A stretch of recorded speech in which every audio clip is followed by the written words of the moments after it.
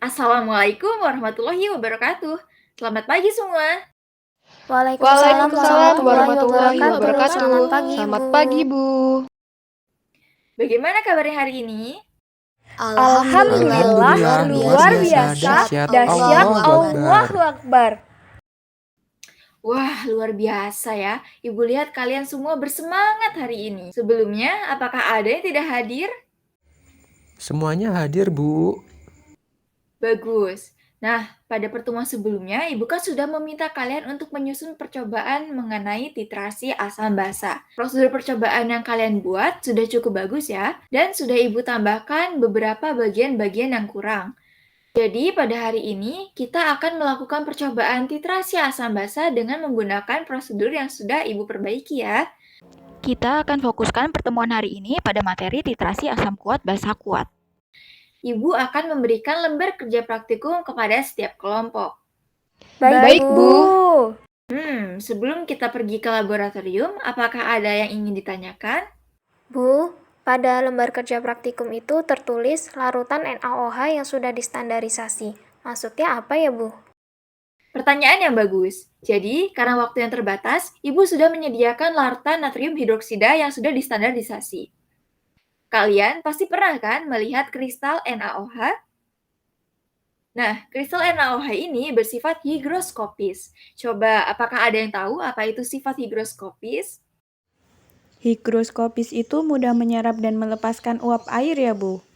Betul sekali. Jadi, karena sifat higroskopisnya, tentu akan sangat sulit ya bagi kita untuk menentukan berapa konsentrasi sebenarnya dari NaOH secara langsung, karena pasti konsentrasinya berubah-ubah. Oleh karena itu, pada saat titrasi, larutan yang akan kita gunakan untuk menitrasi itu harus distandarisasi terlebih dahulu, agar konsentrasinya benar-benar diketahui secara pasti.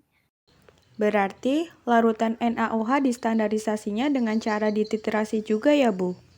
Iya betul, larutan NaOH distandarisasi dengan cara dititrasi, di mana larutan NaOH dititrasi dengan larutan baku primer yang sudah diketahui secara pasti konsentrasinya, misalnya larutan asam oksalat. Hal ini karena asam oksalat dalam bentuk padatannya itu diperoleh dalam keadaan murninya dan tidak bersifat higroskopis, sehingga konsentrasinya benar-benar bisa kita ketahui secara langsung. Bagaimana? Apakah dapat dipahami?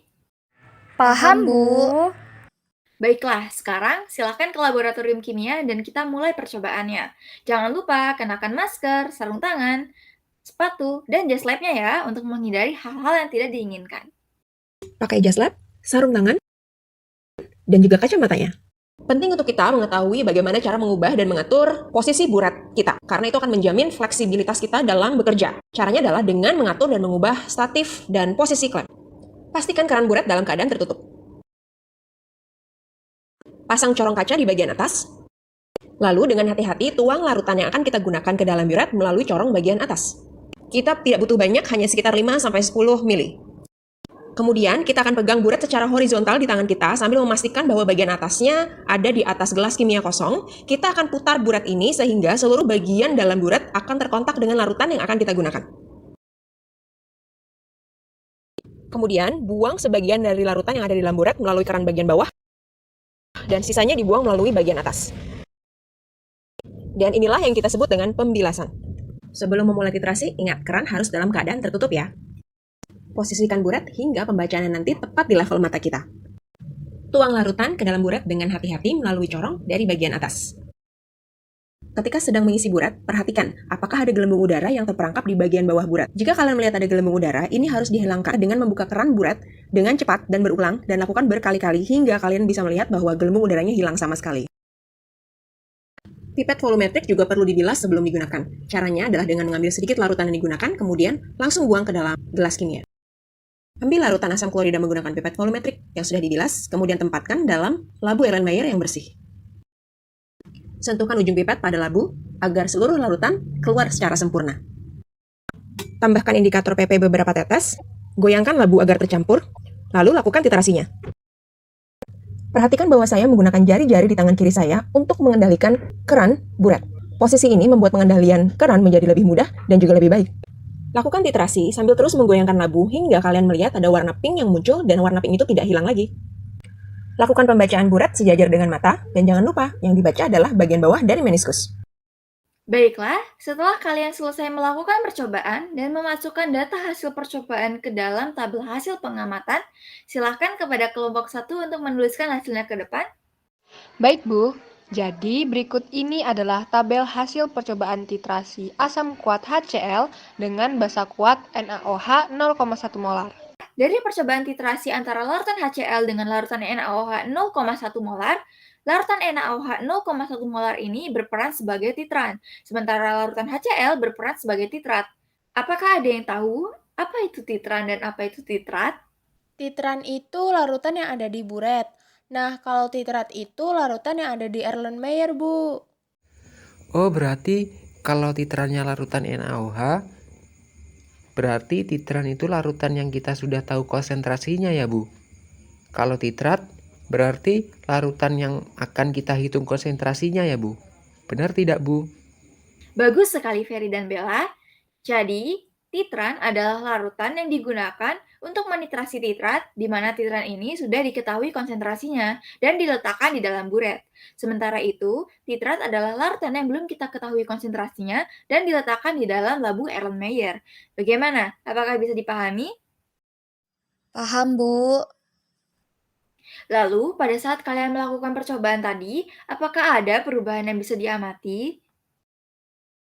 Ada, Bu. Larutan pada Erlenmeyer yang awalnya tidak berwarna berubah menjadi merah muda seulas, sehingga kami menghentikan titrasi saat terjadi perubahan warna itu, Bu.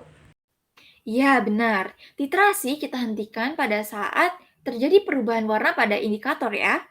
Itulah yang dinamakan titik akhir titrasi. Titik akhir titrasi ini digunakan untuk memperkirakan titik ekuivalen titrasi, yaitu keadaan di mana seluruh asam tepat bereaksi dengan seluruh basa. Jadi, apakah ada yang bisa menyimpulkan apa itu titik akhir titrasi dan apa itu titik ekuivalen titrasi? Saya, Bu. Titik akhir titrasi adalah keadaan di mana titrasi harus dihentikan, yang ditandai dengan perubahan warna pada indikator. Kalau titik ekuivalen adalah titik di mana seluruh asam tepat bereaksi dengan seluruh basa. Berarti keadaan saat mol asam sama dengan mol basa ya, Bu? Oke, bagus, cukup tepat ya, Aul. Jadi, titik ekuivalen titrasi adalah keadaan di mana jumlah mol H+ dari asam ekuivalen dengan jumlah mol OH- dari basa. Baik, Baik, Bu. Bu, bisa dipahami. Bagus. Nah, tujuan dari kita melakukan titrasi ini adalah untuk mengetahui berapa konsentrasi dari HCl, bukan? Konsentrasi HCl ini dapat kita hitung berdasarkan volume NaOH 0,1 molar yang kita gunakan tadi pada saat titrasi pada saat keadaan ekuivalen. Nah, berikut ini Ibu tampilkan persamaan reaksi antara larutan HCl dengan larutan NaOH. Kita sudah tahu ya sebelumnya bahwa asam kuat dan basa kuat di dalam air akan mengalami ionisasi sempurna menjadi ion-ionnya. Jadi, persamaan yang kita gunakan adalah persamaan reaksi ion bersihnya saja. Coba, adakah di antara kalian yang bisa menuliskan bagaimana persamaan reaksi ion bersih antara larutan HCl dengan larutan NaOH? Saya belum bisa, Bu. Persamaan reaksi ion bersih itu apa ya, Bu? Jadi, persamaan reaksi ion bersih ini bisa kita dapatkan dari persamaan reaksi ion lengkap, yaitu persamaan semua ion dari fasa aqueous baik dari reaktan maupun dari produk. Dalam persamaan reaksi ion bersih ini, kita hanya mencantumkan ion-ion yang berpartisipasi. Caranya adalah dengan mengeliminasi ion-ion yang sama dari reaktan ataupun produk.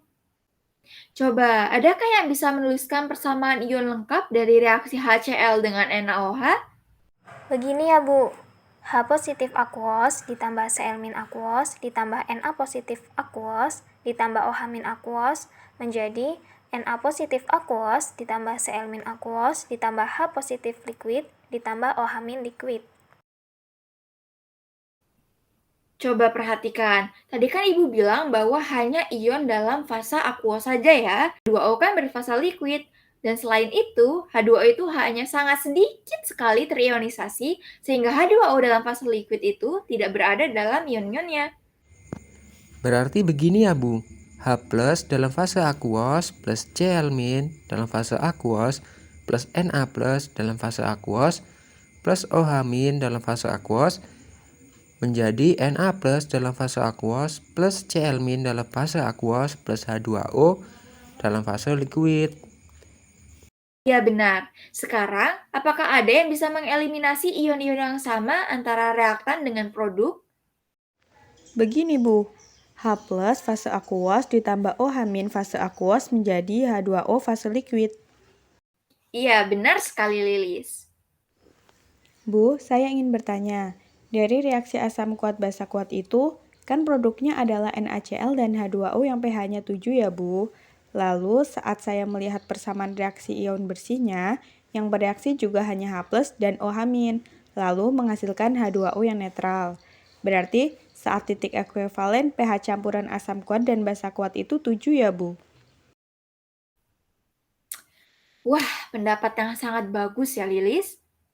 Jadi, dari persamaan reaksi molekul hingga persamaan reaksi ion bersihnya, kita bisa melihat ya bahwa reaksi antara HCl dengan NaOH itu, pada kondisi ekuivalen akan menghasilkan pH-nya 7.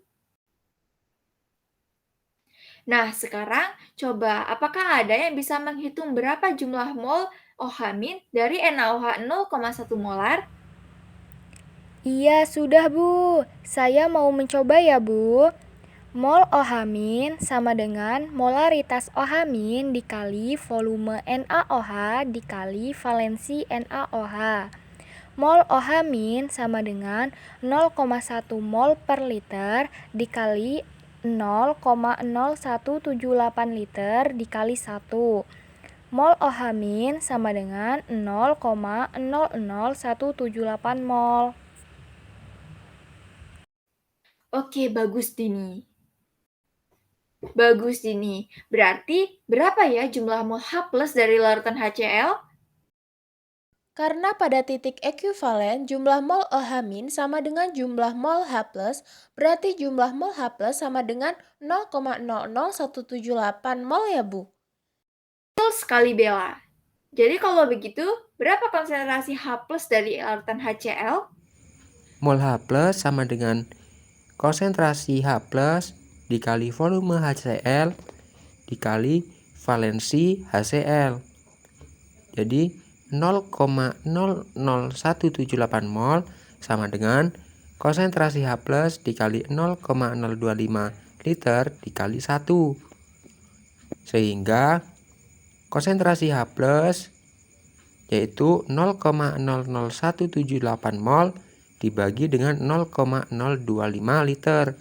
Hasilnya 0,0712 molar Bu. Bagus sekali Ferry. Selanjutnya, berapa konsentrasi dari larutan HCl? Karena HCl merupakan asam kuat, dengan persamaan ion, HCl dalam fase aquos menjadi ion hidrogen dalam fase aquos ditambah ion klorida dalam fase aquos.